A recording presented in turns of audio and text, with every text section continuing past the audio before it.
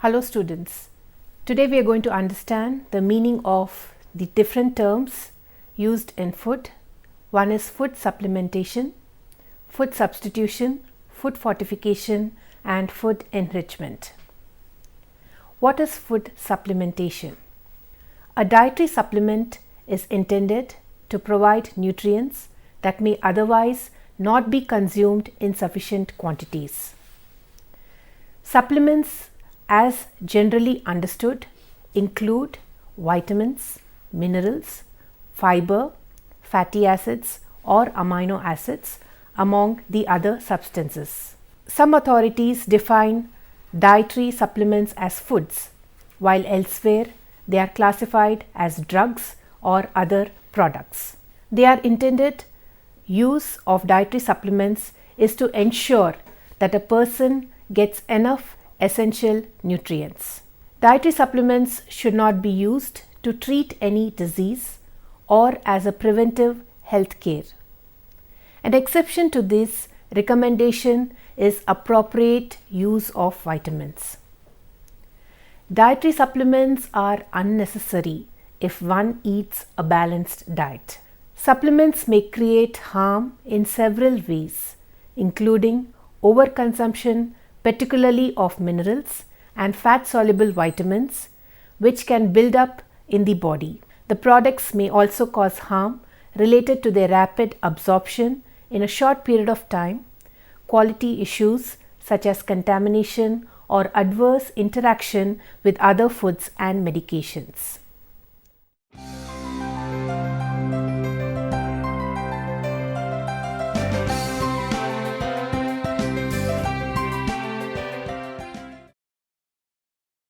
We have different types of dietary supplements like vitamins, minerals, fatty acids, amino acids, etc. Vitamins is an organic compound which is required by an organism as a vital nutrient in limited amounts. An organic chemical compound is called a vitamin when it cannot be synthesized in sufficient quantities by an organism. Thus, the term is conditional both on circumstances and on particular organism. For example, vitamin C is a vitamin for human beings but not for most of the animals.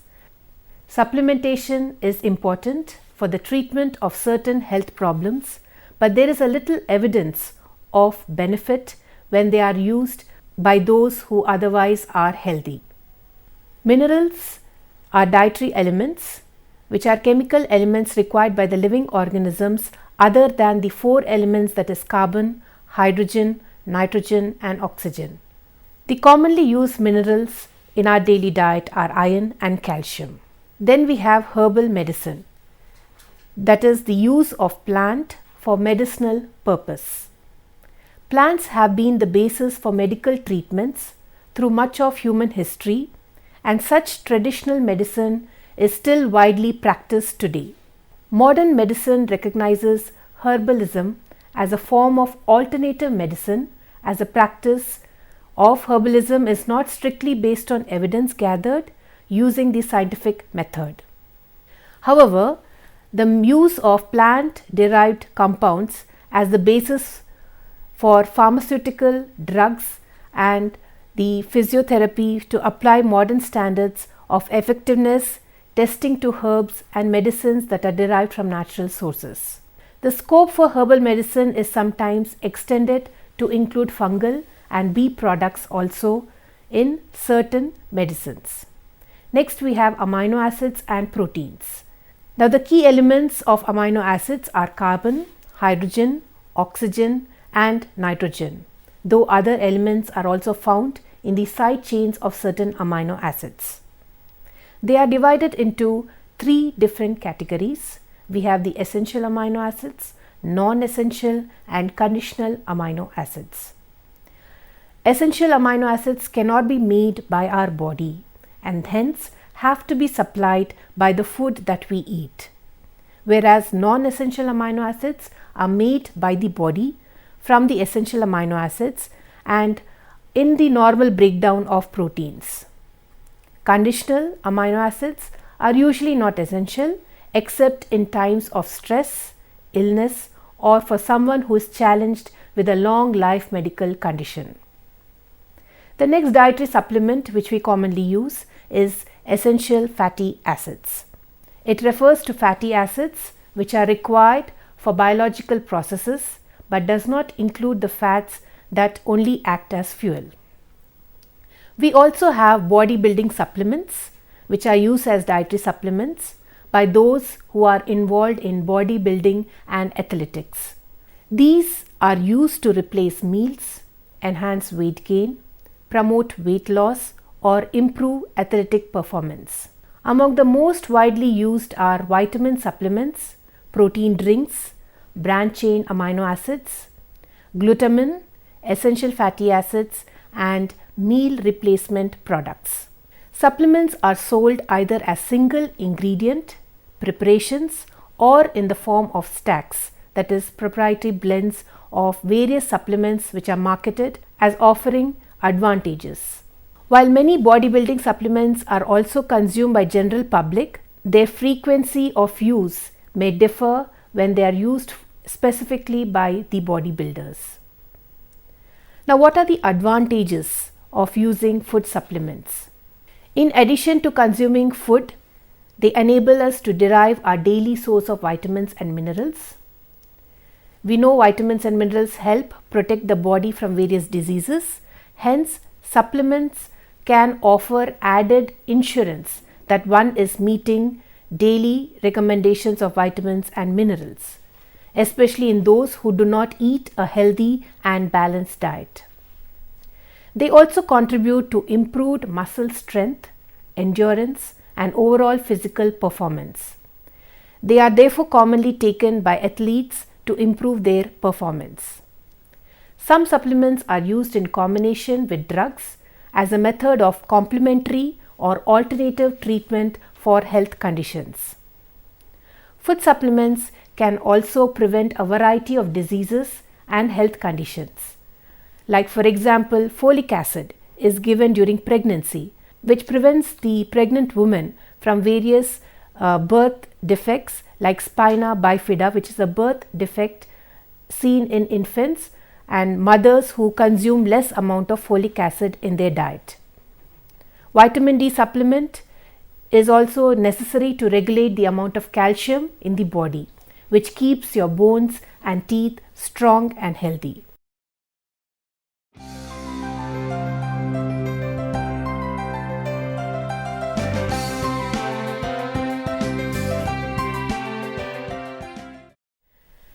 There are, of course, some disadvantages of consuming too much of food supplements. One of the potential drawbacks of vitamin and mineral supplements is cost. Planning and preparing healthy, nutritious meals is usually less costly than purchasing a quality supplement. Food supplements can cause adverse side effects, like when you consume excessive amount of vitamin A. It can cause liver damage, reduced bone strength, headaches, and birth defects. Large doses of certain vitamins and minerals can also cause nausea, vomiting, nerve damage, weight loss, muscle weakness, and other illnesses. Taking supplements may increase the risk of mega dosing. It's impossible to overdose on food, so the likeliest way to consume excess vitamins and minerals is through taking supplements. Mixing certain vitamins and minerals with each other can interfere with absorption. They may interact with the prescribed medications and make it more difficult to manage. To avoid this, one has to speak to a professionist like a doctor before taking any dietary or food supplement. Supplements are less healthy than food. For example, B complex supplements provide many nutrients present in whole grains and legumes. They do not provide valuable amounts of protein and fiber present in these foods. Next, let us understand what do you mean by food substitution. Food substitution refers to the replacement of fat, sugar, or calories from a product while maintaining similar shape, texture, color, or taste. Nutrients are sometimes added to produce a substitute product with similar nutritive value. Whipping up healthy recipes may be easier than you think. You can make simple ingredient substitution to create healthy recipes. You don't have to sacrifice taste and enjoyment. Using the substitution guide, you can help to reduce the amount of fat, salt and sugar and calories and prepare healthy recipes. Healthy eating doesn't mean giving up all the foods that you love. Smart substitutions can help you maintain an overall healthy eating pattern even when you're dining out. There are some ways how you can make healthier food choices. Like for example, cereals. Whole grain breads are low in fat. They are also high in fiber and complex carbohydrates, which help you feel fuller for a longer period of time and also prevent overeating. So it is preferable to choose whole grain breads or cereals when compared to the refined or white bread. Try as much as possible to avoid rich bakery foods such as donuts, sweet rolls or muffins. But instant cereals with cream may contain high amount of oil and butter. So prefer whole grain cereals rather than the white flour. We all know fruits and vegetables are naturally low in fat. They add flavor and variety to diet. They are also good sources of vitamins, minerals and fiber. When you're using butter, mayonnaise or sour cream and add fat to vegetables, try using non-fat or low-fat versions of these foods. You can also use non-fat or low-fat yogurt, low-fat salad dressings or herbs as seasoning instead. Always remember to trim the fat of the meat, poultry and fish before cooking them, because this fat contains most of the calories which will add on to your energy content of the food. Try to avoid as far as possible high fat sauces and gravies. When it comes to poultry, skinless poultry can be used, which can be used as stir fried or pan broiled. Poaching, steaming, baking and broiling method of fish is the healthiest way to prepare fish. If good quality fresh fish isn't available, prefer frozen fish, but try to eat sea fish twice a week because seafood is much better than red meat or chicken. Dairy milk. When it comes to dairy foods, choose skim milk or low fat milk or substituted evaporated skim milk when compared to whole milk. So these are some healthier options how you can substitute the various foods in order to have a healthy diet.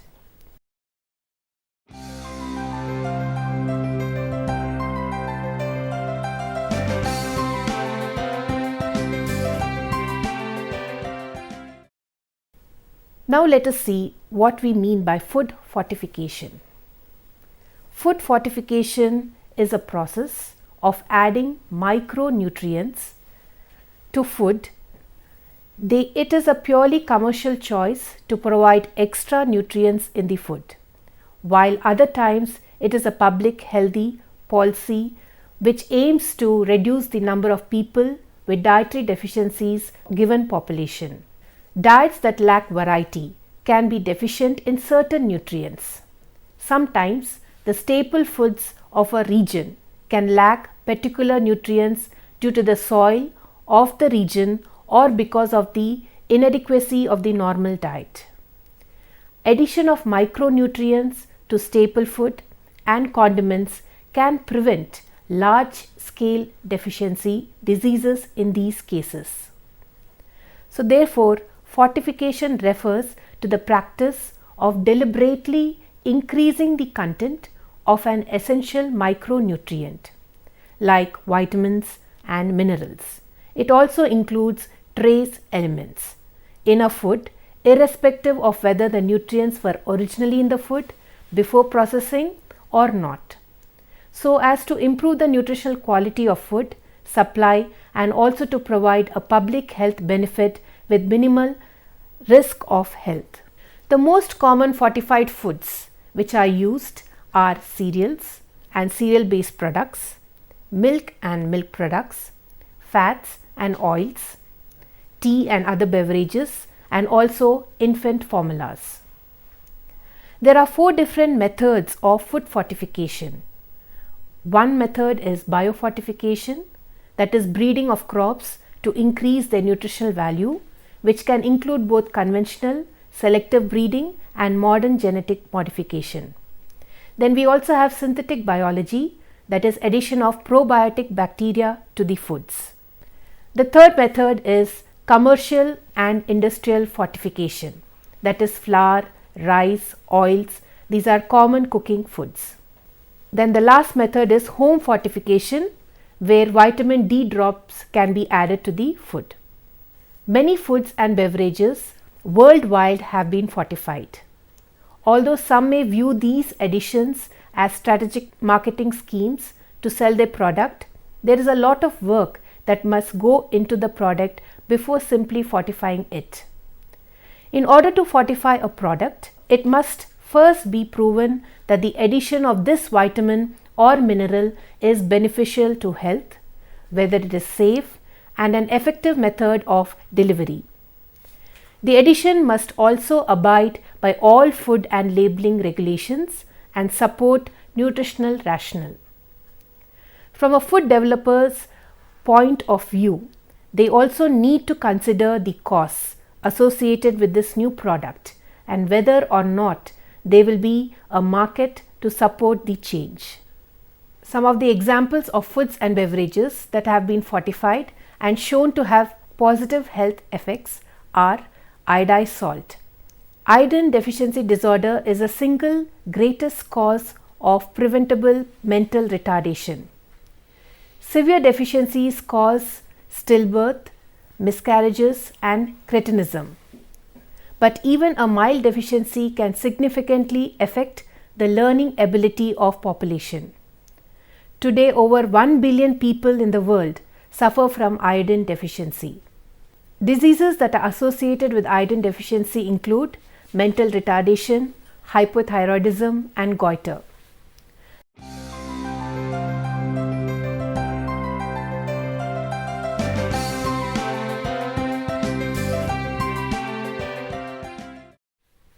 There are also a risk of various other growth and developmental abnormalities. Iodized salt is used for treating goiter. The next example is folic acid. It is used in reducing the blood homocysteine levels, forming red blood cells, proper growth and division of cells, and preventing neural tube defects. In many industrialized countries, the addition of folic acid to flour has prevented a significant number of neural tube defects in infants. There are 2 common types of neural tube defects which are seen in infants. One is spina bifida and encephaly.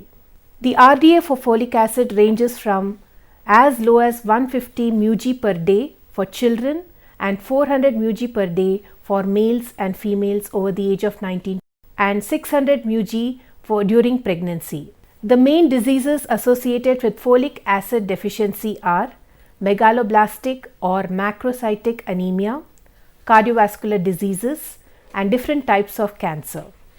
Niacin also has been added to bread, which substantially reduces the incidence of pellagra.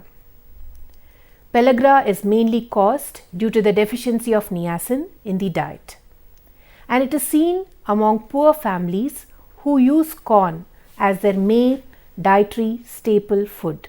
Although pellagra can still be seen in developing countries, fortification of food with niacin played a very important role in eliminating the prevalence of this disease. The RDA for niacin is 2 mg per day for adults. Diseases associated with niacin deficiency are pellagra, which consists of 3 main signs and symptoms, which is commonly called as 3 Ds, where 1 D stands for dermatitis, the second D stands for dementia, that is loss of memory, and the third D stands for diarrhea. Others may include vascular or gastrointestinal diseases. One more food supplement which can be added to the food is vitamin D. Though it is a fat-soluble vitamin, it cannot be added to a wide variety of foods. Foods that are commonly added to are margarine, vegetable oils, and dairy products. During the late 1800s, after the discovery of curing conditions of scurvy and beriberi, researchers were aiming to see if the disease later known as rickets could also be cured by food. Their results showed that sunlight exposure and inclusion of cod liver oil were the cure. It was not until 1930s that vitamin D was actually linked to cure rickets. This discovery led to the fortification of common foods like milk, margarine, and breakfast cereals. Diseases associated with vitamin D include rickets, osteoporosis, and certain types of cancer. It has also been associated with increased risk for fractures, heart diseases, type 2 diabetes, autoimmune and infectious diseases, asthma, and other wheezing disorders. Fluorine can also be considered as an essential mineral. It is seen as crucial in preventing of tooth decay and maintaining adequate dental health. Fortification of water supplies with fluoride with safe amounts to retain the properties of resistance to dental caries but avoid the staining caused by fluorosis, which is a condition caused by fluoride toxicity.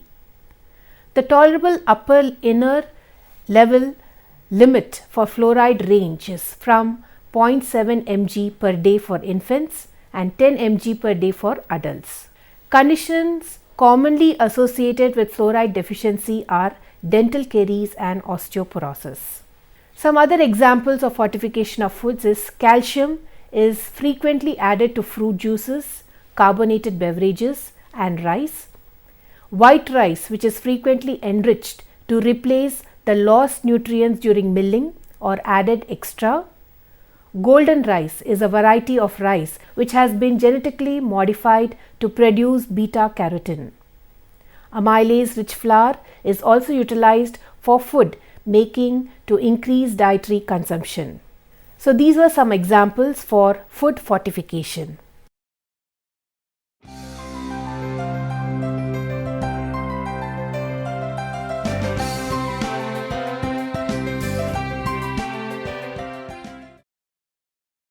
Now let us see what you understand by the term food enrichment. Enrichment is defined as a synonym with fortification, and it refers to the addition of micronutrients to the food which are lost during processing. Food companies can enrich foods by adding nutrients in order to replace vitamins or minerals that have been lost during the manufacturing process. For example, refining wheat to make white flour removes most of the B complex vitamins and iron that are contained in this part of the grain. Flour becomes enriched when these nutrients are added back in before it is being packaged. According to the Food and Drug Administration, foods can be claimed to be enriched if they contain at least 10% more of the daily value of the nutrients than a food of the same type that is not enriched. In addition, products can be labeled as enriched when they meet the FDA's definition for a type of food with a name that includes the term such as enriched bread or enriched rice. For our example, the flour can only be labeled as enriched flour if it contains specified amounts of thiamine, riboflavin, niacin, folic acid, and iron. Food supplements are concentrated sources of nutrients or other substances with a nutritional or physiological effect whose purpose is to supplement the normal diet. Food fortification or enrichment is the process of adding micronutrients like trace elements or vitamins. Fortification refers to the practice of deliberately increasing the content of an essential micronutrient, that is vitamins and minerals, in the food irrespective of whether they are present or not, whereas enrichment, which is a synonym of fortification, is the addition of micronutrients to a food which are being lost during processing.